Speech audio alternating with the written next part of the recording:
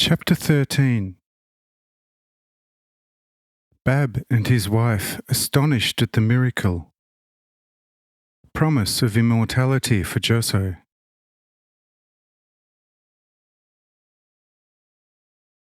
This was too much for our Bab and his wife, and she said to her husband, "Dear Bab, do you not notice that we too are great sinners, and that here in the man Jesus dwells the fullness of God? Is he not the one of whom all the prophets up to Zacharias and his son John have prophesied? Is he not the one whom David called his Lord when he said, 'The Lord spoke to my Lord'? Is he not the one of whom the great David speaks when he says, 'Lift up your heads, you gates, lift yourselves up, you everlasting doors, which the King of glory may enter'? Who then is the King of glory? It is the Lord Jehovah Zebaoth. My husband, here is Jehovah and none other. But we are sinners and unworthy to remain in his presence.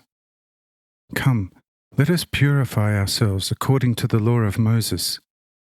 Only then can we return and approach him." Say I to the two who are so deeply moved, "He who can raise from the dead can also purify without Moses. So stay. For Moses is not more than I and he who had awakened him to that which he was. Your sins are forgiven, and so you are pure and do not need Moses at all. For Moses is nothing without me." Says Bab, "If that is so, and I do not doubt it at all, we shall stay, for Moses will not ever make us any purer than does the Almighty himself." Says the woman, "I am only my Lord's handmaiden, and so be it the way you wish and understand it to be right. But this supremely holy presence of God overwhelms me." Say I, "Woman, I saw your worship of God in Nazareth, and what you saw me do now, I did above all for your sake. Therefore, you may as well bear my presence.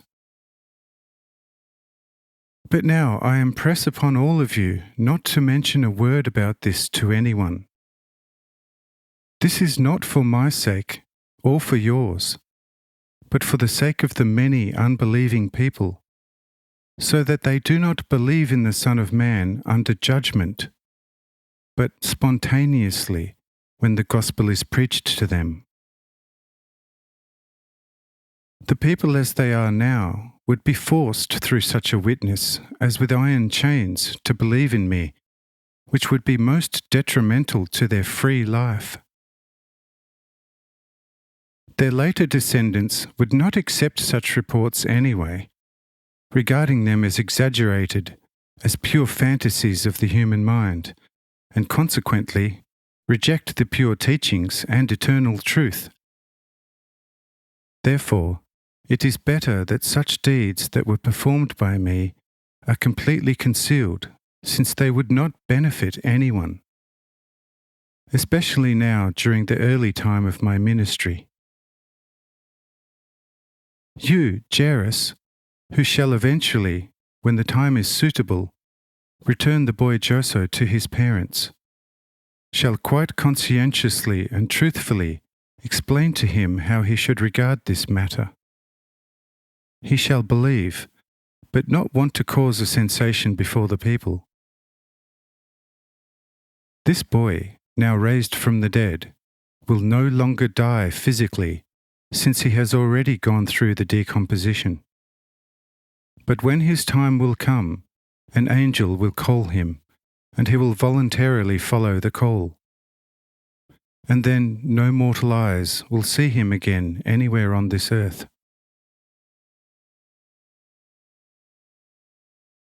Now that the boy has consumed all his bread and wine, and the twilight is already upon us, we shall go home.